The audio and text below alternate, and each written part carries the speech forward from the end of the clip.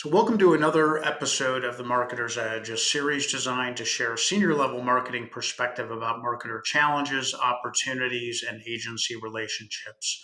Our goal is to help marketers and agencies learn from other marketers across different industries.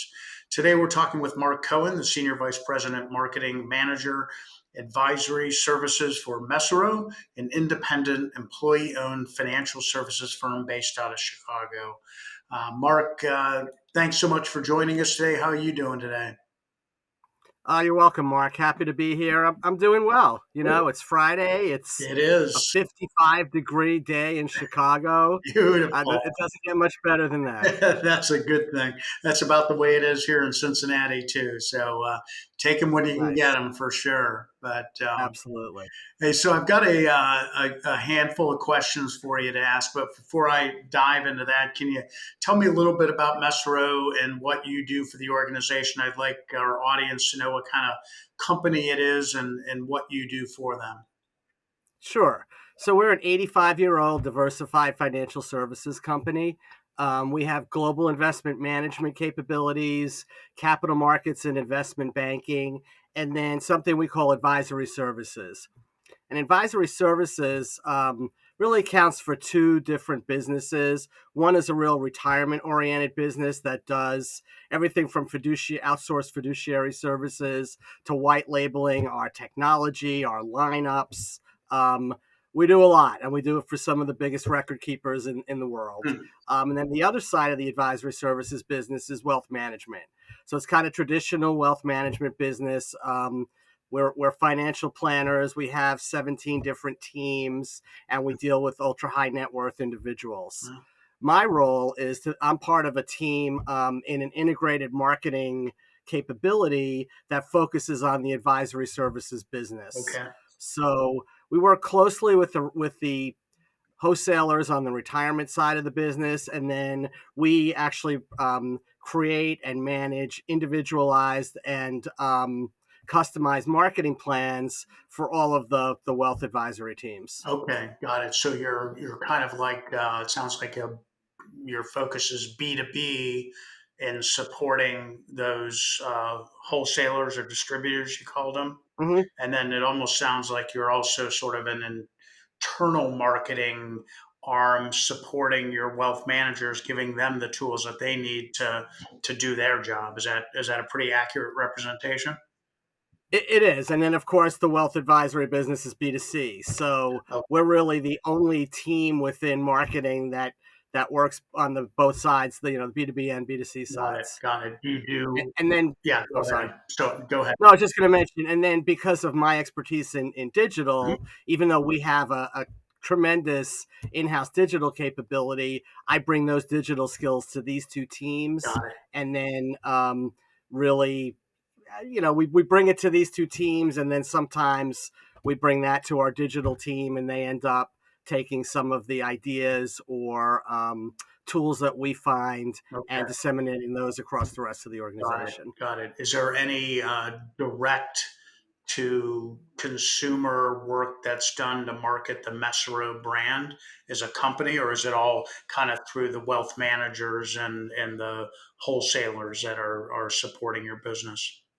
Yeah, that's a great question. Now, the Mesirow brand is really we target the verticals and the industries that each one of those business lines target. Okay. So really, not very much direct to consumer. Got it. Although we are in consumer channels for example, wealth Right. management, Right. where you'll see Mesirow branding, but the messaging again is targeted to those Got it. investors. Makes sense. Okay.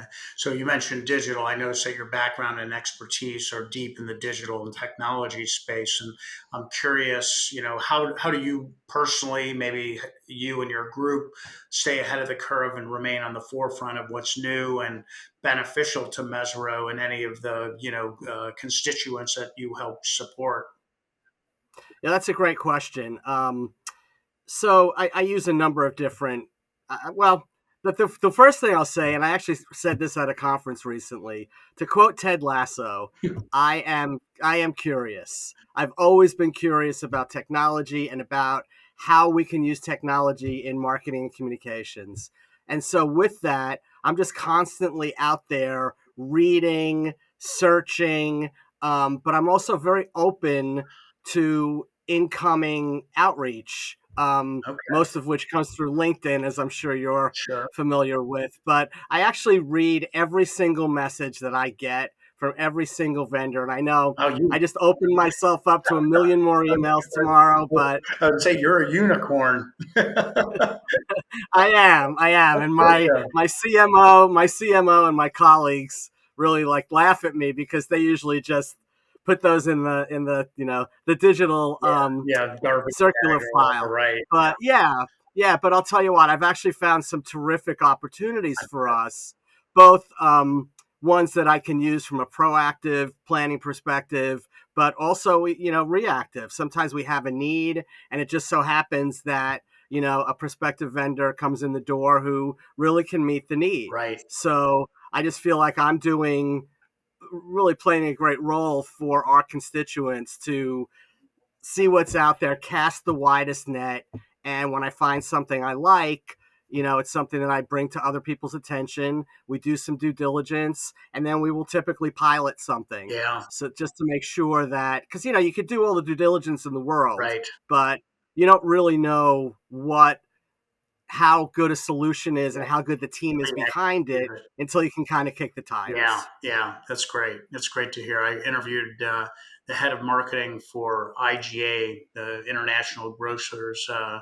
think it's association or affiliates, recently, and he talked about the same thing. He's got his hands in a million different things, and I asked him why and how, and he said, "Because I'm curious. I just always want to learn," and so I think that's fantastic. I love it.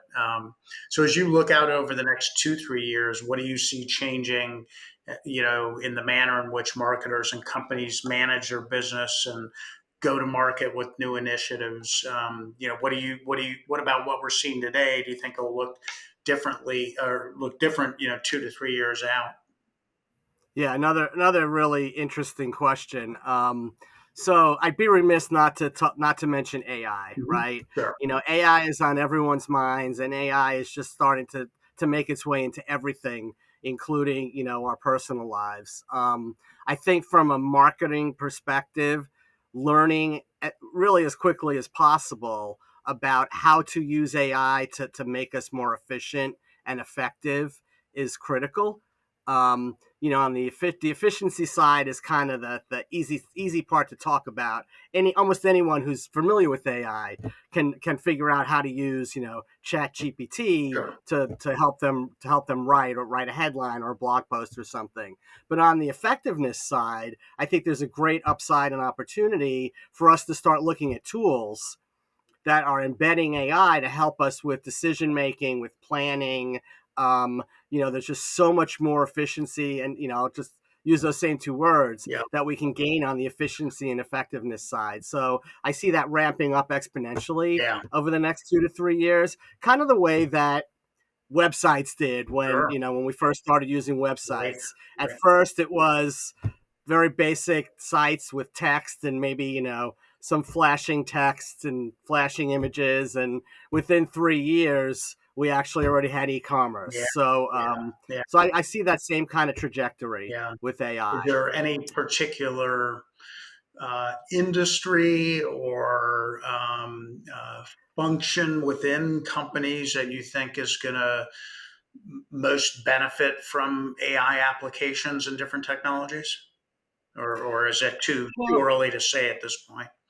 yeah, I would say I think it's too early for me because I'm just at the forefront of my own learning. But at least looking at it from a marketing perspective, I think that we have a ton to gain. Yeah. And initially a lot of pundits were writing about the fact that marketers may lose their jobs. Yeah. In fact, I read an article about we're all going to lose our jobs because of AI. And again, it reminds me of the earliest days of the web. In fact, I remember I myself was at conferences saying that this is the death of print. Yeah. Digital is absolutely the death of print. And here we are Still whatever, around. 40 years later, and print is still around. Now, we may not really have newspapers, Sure. but it even took newspapers, 20 years before they finally Yeah. bit the dust. Yeah. So we're not going to lose our jobs, but we do need to figure out how to use AI to help make our jobs easier and better, Yeah. and maybe help it make it so that we don't have to have as big a staff Yeah. Right. because we can be more efficient. So in that manner, perhaps some jobs will be lost, but um, I do think so. So for marketing teams, it's going to change our lives, but in a really positive way. Yeah. That's great. Great perspective. So I noticed that in your profile, you spent a fair amount of time working on the agency side of the world. Curious, what did you like best about operating on that other side of the fence? Yeah, the agency side, I'm really glad that I was on the agency side before I got onto the client side of the desk. Yeah. I think it made me think more creatively, Okay. think differently. I learned to think on my feet, to be a great multitasker, and it really helped me to hone my project management skills. One of the things when I'm approached by a person who's just starting out in marketing, or who wants to get into marketing, like I went to University of Buffalo, and I'm working on a program there where I'm helping to mentor some students who are looking to get into marketing, who have recently Great. gotten their degree. And what I like to tell them is that they've got to become incredible project managers, Right. marketers. I mean, at the end of the day, we're all project managers and salespeople in everything we do, right? So, with project management in particular, though, you're not going to be a good marketer unless you're a good project manager, No. because Yeah. so much of what we do is just managing multiple concurrent Yep. projects, reaching end goals and end dates for our either internal or external clients. Yep. So, Absolutely. so I learned all that on the agency side, and then I also, I mean, frankly, I learned how to wine and dine and schmooze. Because that's just such especially in those days, those were kind of they're still the madmen days. Oh yeah. So Oh yeah. there were lots of liquid lunches and stuff. But even though we don't do that as often anymore, there's still a certain amount of that goes on, and Yeah. it was good skills to learn. Yeah. It just yeah, it's manifested itself in different ways now. So yeah, looking at it from the lens of sort of the marketer side or the agency side, what do you think the biggest roadblock to having marketers and agencies maintain long-term successful relationships is? I mean, it seems like marketers are moving on from their agencies, too often, too quickly, or so it seems. What counsel would you give, I guess, both the marketer and the agency to try and help them really develop a good, solid, long-term relationship? Yeah, that's a great question because clearly on the agency side, unless you're in creative, you're pretty much managing a relationship with a client, Right. and that's what it's all about on both sides, is establishing a transparent trust relationship. And I know that that's kind of rote, and there's probably people who'll watch this will say, well, duh, of course that's what you have to do. But you know what, it's not, I've experienced so much of it that has not been done, Yeah. where you have a client who might have unreasonable expectations, and they don't even care to think about how, the effect of that on the agency side and on the teams and how and the work product. And then on the flip side, you have people on the agency side that get on their high horse and decide that if you don't want, my idea, you hired me for my ideas and expertise, and if you don't want them, then screw you. Yeah. Right. Right. And even though they may not say that out loud, that's what they're thinking. And I know that's what they're thinking because that's what we used to say when I got back to the agency. I'd be like, that freaking client said this, that, and the other thing about your work. What the heck? So, not unlike anything else. I mean, my gosh, not unlike government. It's just people have got to come together and meet and meet in the middle Yeah. to the extent that they can. What? And and they have competing goals, and Yeah. that's what's also unfortunate. It's like the client needs to get the best work that they can to help to Yeah. increase sales. Yeah. And in many times that's what they're judged on, right? Yep. And and the agencies are going to be judged on that, judged on results these days. And then on the agency side, they need to bill as many hours as possible so that they can stay in business and keep their staff. Right. And those are actually very Yeah. competitive. What counsel would you provide? Any tactical things that you may have employed either as a on the client marketer side or on the agency side that help sort of mitigate some of that potential conflict? Sure. So on the agency side, my suggestion is become as friendly with that client as you possibly can. The more that you know about each other, the more time that you spend together, the more trust there will be, and the more transparency that will result. Right. And sometimes that means that you may have to say and do things that you may not want to go back and announce at the agency. Sure. And this isn't, and I don't mean anything illegal or bad or negative, and I don't mean that you should throw your creative team under the bus or anything, but you've got to really level with that client. Get to the point where you can level with that client and the client can have an aha moment and say, okay, you know what? I get it. Now let me go back, and while I'm trying to, keep my job, I can do some things to advocate for you. Right. Right. And then on the client side, get to know more about the agency and what they do in agencies. That was one of the other things that was so helpful to me to become a client after working on the agency side. I know what they're up against. I know what they're dealing with. And so it doesn't mean I'm not going to press them Sure. and have high expectations. Yeah. In fact, sometimes my expectations are higher than other clients because I felt like I gave amazing client service, and so I expect amazing client service. But I'm also very transparent about Yeah. that. Yeah. Yeah. Definitely. Yep. No, that makes good sense, and it's just common basic empathy and communication, and I'm sure stuff that is easy to sort of brush aside when you've got a million priorities and your boss breathing down your neck. And so yeah, I totally get it. So speaking of agencies, do you currently use any agencies at Mesirow? And if so, for what are you most often using them for? And if not, why don't you? Yeah, another great question. We are not currently. Well, should I say not currently? No, we use some specialized agencies. Okay. We have an internal, what I would call an internal agency. Okay. Okay. So we have shared creative resources. And when I say shared across the business marketers like myself and my associates that manage the other business lines. So we share creatives and production people and digital team and some of those capabilities. And so they really are the in-house agencies.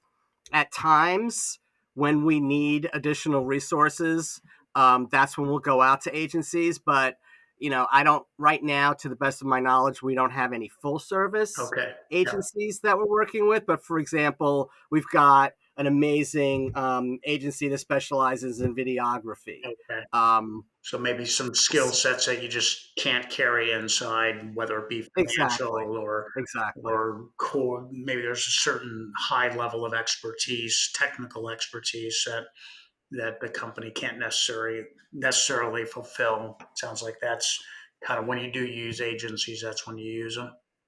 Yeah, that's the primary use, and then I would say the other kind of the secondary use is ebbs and flows Okay. in the business. Sometimes there are, especially being in financial services, end of year, quarter end. Okay. Those times become incredibly busy with number crunching and updating materials, and so if that time hits and we have creative projects that are also a priority, sometimes we may need to offload some of the work to Yeah, external resources as well. makes sense. So as you think about the agency world, what would you characterize as their biggest challenge as we head into this new year? Another great question. I mean, certainly AI is another. It's just It's pervasive. Hmm. And I most clients who I've known and know really do expect their agencies to basically know more than they do, Right, right. Okay. which is such an incredible challenge. Yeah, To for me to keep up with things and to feel like I'm staying ahead of things is challenging enough. But I don't have to be more expert than I am. yeah. Right, Um, right. so with that, they need to understand. They need to be AI experts. They need to, I think, have a better handle on their own Martech stack Okay, and on the Martech that will work best, for their clients. okay, From the agencies that I've seen and or spoken to, I feel like their approach to Martech is more agency than client focused, okay. Got and, it. and I think that they're doing themselves a disservice there because that's another area where they can be more, not only more of a resource, but perhaps more integrated with clients. And just imagine how much stickier that a client can be if now you're really able to do systems integration and not just handing off data from their system to your system Yeah. by spreadsheets or something. Right, right. Okay. So when you talk about MarTech stack being more agency focused, can you just sort of articulate a little bit more about what that means? Sure. So if for example, kind of the simplest technologies that everybody has would be CRM Sure. and marketing automation. Yeah. Um, how many people do you know who use Salesforce? Sure. And I'm not suggesting that that means that an agency has to have Salesforce, but they need to look at their client base. Right. And if 85% of their clients are using Salesforce and they're using Some other. Yeah. whatever they're using, and it's not Salesforce, that could be an issue. They could be much more efficient and effective and consultative Yeah. if they're using Salesforce Right. and they learn more about Right, Salesforce. right. Okay. Yep. And you talked about one of the bigger challenges is just understanding AI, and I think it's correct me if I'm wrong, but it's understanding AI and where its applications can help the client become more efficient and productive and successful. It's Absolutely. not just chasing the shiny objects that look great on paper, but really have no seeming value to the client. Well, you just answered, you just gave the next answer, my final answer on the agency challenges, and that is somehow being able to stop the client from chasing the bright shiny object. I mean, I have to do the same thing internally, but Okay. that's a lot easier Yeah, than yeah. for the agency. And you also, I think, started to hit on this.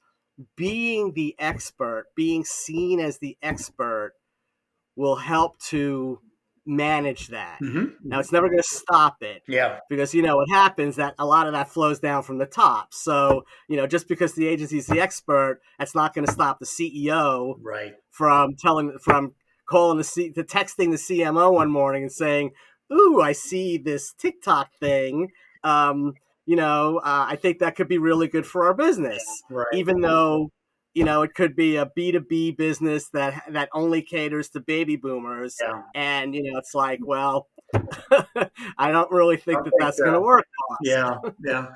Well, let me flip it over to the other side and ask you the same question I asked about agencies in terms of their biggest challenge rolling into 24 here. What would you say the biggest challenge for marketers is rolling into 24? Well, I already touched on AI, Yep. right? Yep. So definitely AI. I think the other thing that I've been thinking a lot about is digital culture.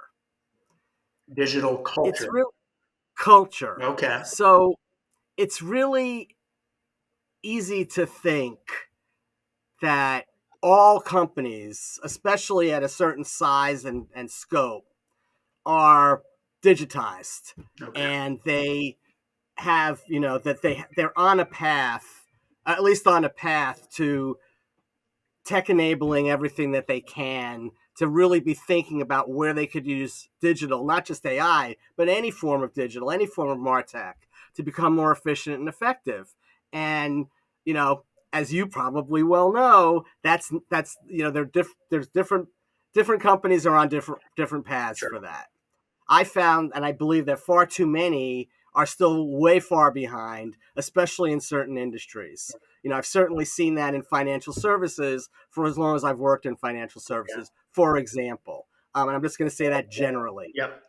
And so my point is, instead of looking at it as where can we bring in MarTech, where can we start to use technology, I believe that companies need to be taking this really much more top-down approach and thinking about how to change the culture of their company so everyone is thinking digitally. That's good. How does digital contribute to my business, to my job, Right. to the top line and to the bottom line?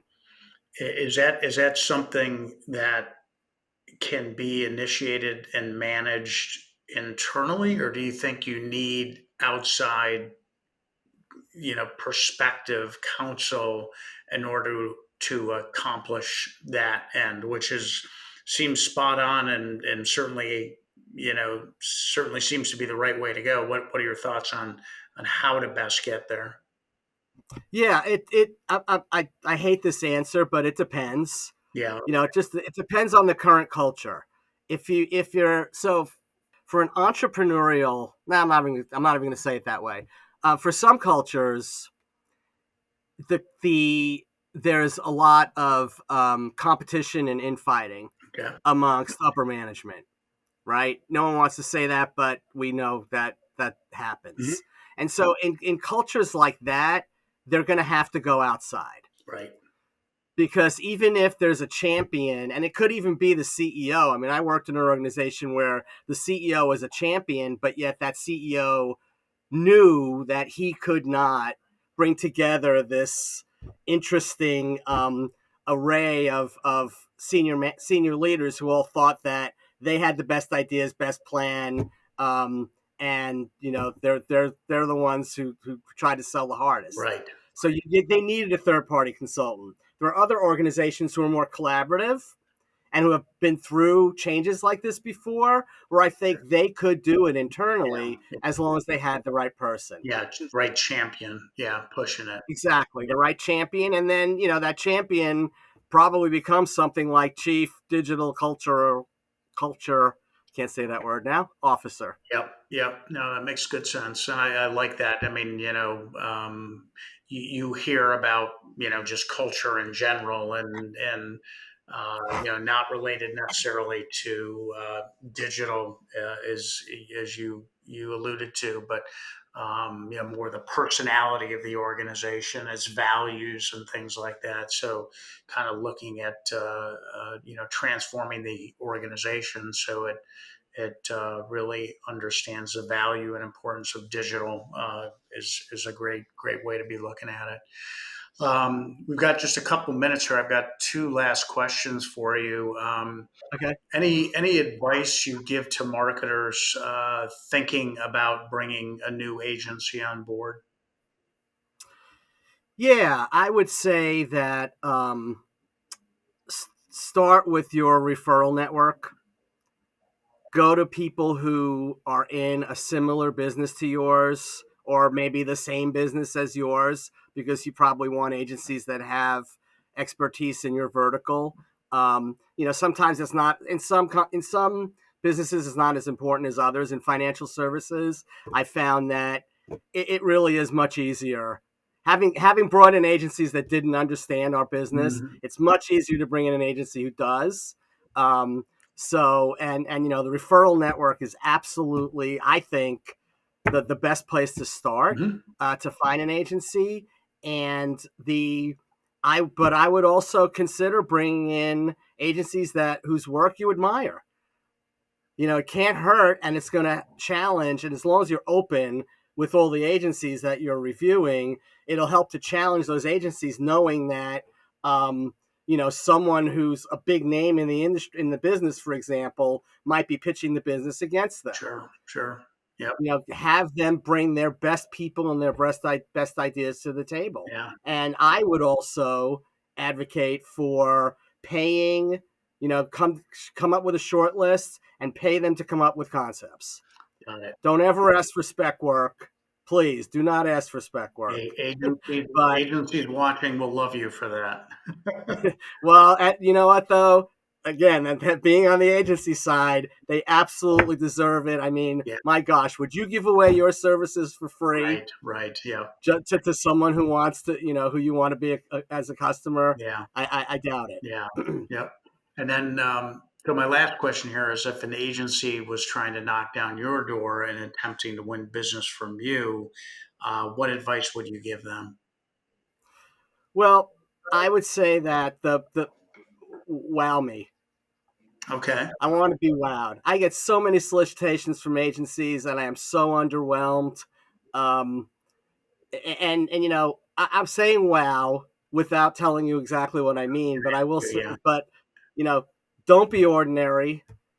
Wowing me doesn't mean that you're going to show me incredible creative work, because there are so many incredibly creative agencies out there that that's not the wow.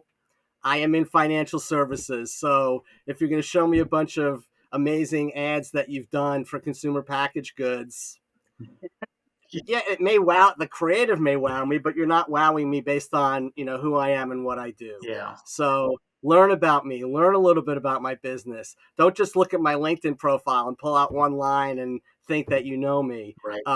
Don't go to the website, or actually go to the website. I've been approached by so many agencies that haven't even been to my website. I mean, my gosh, people, what age are you living in? So, That's yeah, yeah, just great. wow me, and know that I'm an agency guy first, from New York. So if you can't already tell, Locked I'm a down very New York New York guy, and I'm going to tell it like it is. as you should, regardless of where you're from. Well, that's great. Well, listen, Mark, this has been a great conversation. I really appreciate all the insight. I'm so impressed with your just innate curiosity. You're inspiring. You make me feel this big. I feel I need to Oh, step up my please. game a bit, and but it's conversations like this that I personally learn a lot, and I'm sure our audience will learn a lot, and just give them different ways of thinking about sort of how to look at their business, how to look at their company and its culture. I think some great perspectives. So I thank you for the time today, and certainly wish you nothing but the best moving forward. Great. Well, thank you, Mark, and thank you everybody for listening. Great.